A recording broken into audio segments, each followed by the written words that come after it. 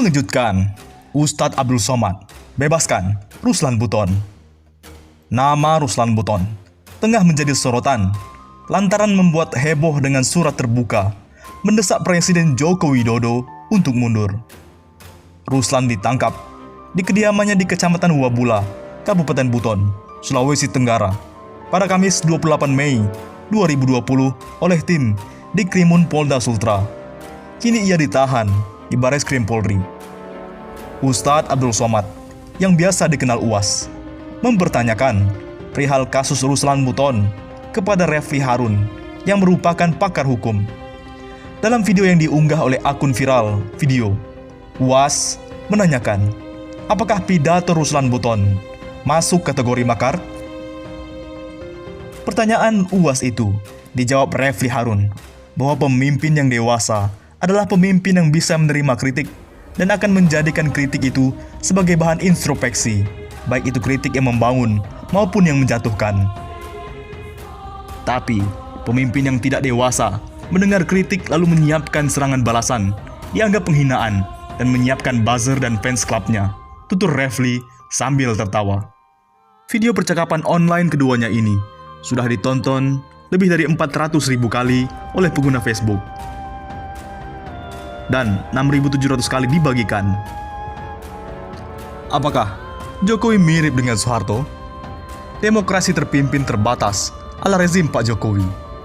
Pertama kali, saya agak kesulitan untuk mendefinisikan konsep demokrasi yang dijalankan oleh rezim Pak Jokowi. Kalau kita sebut demokrasi Pancasila, rasanya masih jauh panggang dari api. Karena sejak zaman reformasi, kebebasan rakyat masih paling buruk terjadi di rezim sekarang. Berdasarkan sejarah, kita pernah mengalami demokrasi otoriter di zaman Pak Harto dan demokrasi terpimpin zaman Bung Karno. Saya lebih cenderung melihat kalau demokrasi yang dijalankan oleh rezim Pak Jokowi sekarang lebih mirip kepada sistem demokrasi terpimpin yang pernah diterapkan oleh Bung Karno. Demokrasi terpimpin sendiri dijalankan oleh Bung Karno antara tahun 1959 hingga 1965, di mana saat itu semua keputusan di tangan Bung Karno. Sama halnya dengan sistem demokrasi yang dijalankan oleh rezim Pak Jokowi sekarang. Kekuasaan presiden mulai terlihat menabrak kekuasaan yudikatif.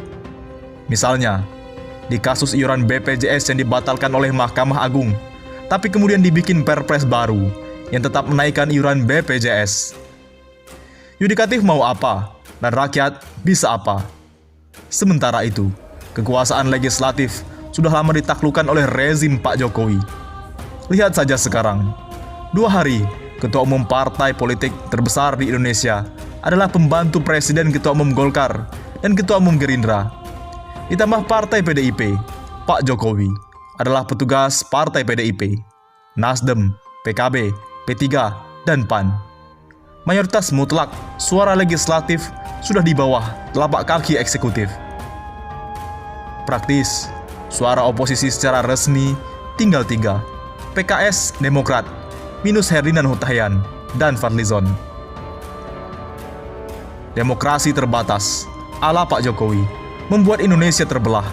Di satu sisi, semua rakyat yang mendukung pemerintah seperti memiliki kebebasan dan kekebalan hukum. Di pihak lain, rakyat yang memilih menjadi oposisi dari rezim Pak Jokowi sangat mudah menjadi target untuk dikriminalisasi. Selamat datang, demokrasi terbatas. Kelawan politik keras, tapi kawan sendiri korupsi malah lemas. Bebaskan Ruslan Buton. Ustadz Abdul Somad, bebaskan Ruslan Buton. UAS menilai pemerintah saat ini terlalu paranoid menghadapi berbagai kritikan. Masyarakat seperti disumbat untuk tidak bisa mengeluarkan kritikan. Kita menghadapi orang-orang yang tidak dewasa dalam bernegara dan berpikir, kata UAS. Pernyataan UAS ini dibenarkan oleh Refli. Menurut dia, pemimpin yang dewasa bila mendengarkan kritik, menjadikannya sebagai bahan introspeksi. Entah kritik membangun atau menjatuhkan sekalipun, karena bermanfaat semuanya. Kalau pemimpin tidak dewasa, mendengar kritik akan menyiapkan serangan balasan, dianggap penghinaan, dan menyiapkan buzzer dan fans clubnya. UAS pun membalas omongan Refli. Kalau orang terlalu takut dan paranoid, habis nonton film hantu. Pucuk pisang disangka pocong. Ucap UAS yang kembali diiyakan Refli Harun. Refli berpendapat, disitulah letak persoalannya. UAS dan Refli sedang ngobrol, dibilang sedang merencanakan melakukan makar, ujarnya. UAS pun melontarkan pertanyaan apakah Refli tidak takut dituntut makar. Refli menjawab, dia tidak takut karena sebagai orang hukum tahu batas-batas di mana orang dikatakan makar atau tidak. Sepanjang kita menyatakan sesuatu itu tidak boleh dilarang, tegasnya. Jawaban Refli Harun ini membuat UAS mempertanyakan masalah Ruslan Buton. UAS bertanya, ketika Ruslan Buton berpidato soal presiden, apakah itu bisa dikatakan makar? Refli menjawab, tidak, karena orang yang menyatakan pikiran dan hati nurani tidak boleh dilarang. Persoalannya, ayat-ayat konstitusi itu, pasal 28E ayat 3 itu, sering dipatahkan dengan Undang-Undang ITE.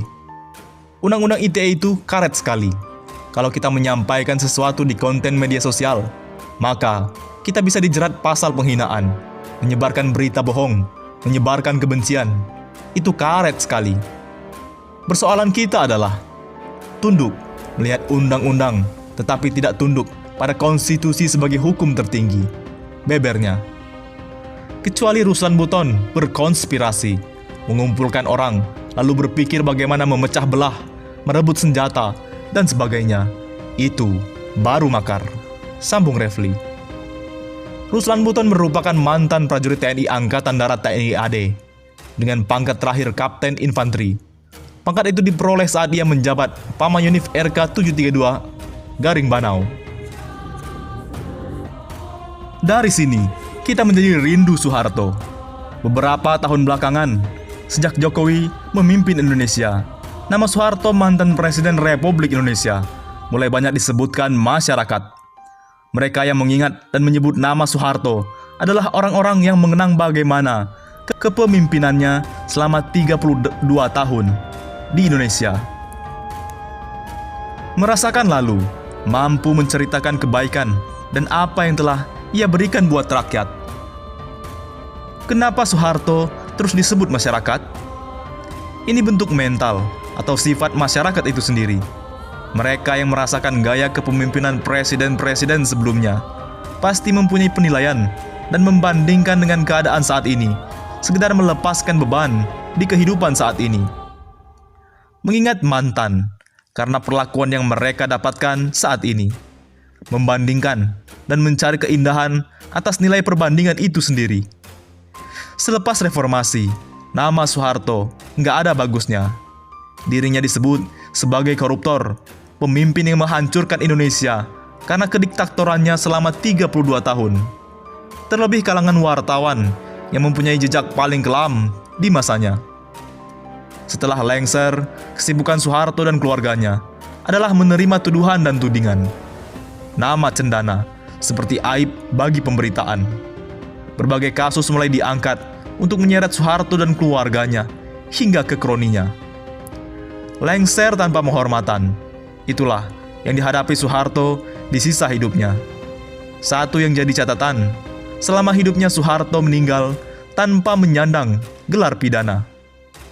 Walaupun banyak kasus yang dituduhkan, tapi tidak satupun bukti hukum yang menjatuhkan vonis padanya.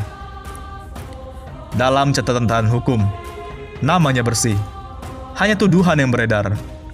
Di masa Habibie, Gus Dur, Megawati, dan SBY, nama Soeharto jarang terdengar. Jika terdengar pun, lebih banyak soal kontroversial hukum yang membelitnya. Namun di masa Jokowi, nama Soeharto justru banyak didunggungkan masyarakat. Pemerintahan Jokowi telah dikatakan mengadopsi cara-cara Soeharto memimpin gaya Orba. Nggak heran, karena di sekelilingi Jokowi adalah orang-orang yang dulu memperoleh jabatan strategis di masa Soeharto. Kebebasan berpendapat, kritik menjadi ancaman bui. Pengambilan pajak dan pemotongan gaji adalah hal-hal yang diingat pengamat akan kemiripan mereka memimpin. Malah yang lebih hebohnya, kepemimpinan Jokowi dianggap melebihi kediktatoran Soeharto dalam membuat kebijakan. Bukan masyarakat yang tiba-tiba teringat Soeharto, melainkan pemerintahan Jokowi yang mengajak masyarakat bernostalgia pada beliau. Mengingat ketegasan kesangaran Soeharto, lalu mereka juga mengingat keindahan Soeharto dengan kemudahan yang didapat rakyatnya. Berbagai pemberitaan tentang hal positif Soeharto beredar menceritakan sosok ini di balik kisah kontroversialnya. Dan umumnya, masyarakat menyadari bahwa era Soeharto lebih baik dibandingkan Jokowi saat ini. Berita miring tentang Soeharto bukan lagi mendominasi. Berita baik apa saja yang mendekatkan ia kepada rakyat menjadi konsumsi publik untuk mengenang dalam senyuman. The Smiling General, itulah sebutan pada dirinya. Selain bapak pembangunan, pemimpin yang suka belusukan dan berdialog dalam suasana apa adanya, tanpa settingan dan kamera, mendengar dan langsung memerintahkan jajarannya untuk berbuat cepat atas aduan. Kecintaannya pada Indonesia luar biasa. Saat dilengsarkan, beliau memilih menerima tuntutan mahasiswa dan rakyat. Andai beliau melawan dan memberi perintah pada militer untuk melindunginya, bisa jadi konflik di Suriah saat ini akan terjadi di negara kita. Loyalis militer pada Soeharto kala itu sangat tinggi, mengingat dirinya pun berasal dari militer. Dengan kekuasaan 32 tahun, apa yang tidak mampu beliau lakukan untuk tetap bertahan di RI 1? Merindukan Soeharto karena senyumnya pernah membawa kebahagiaan bagi rakyat Indonesia. Senyum yang tulus tanpa rekayasa. Bagaimana menurut pendapat Anda?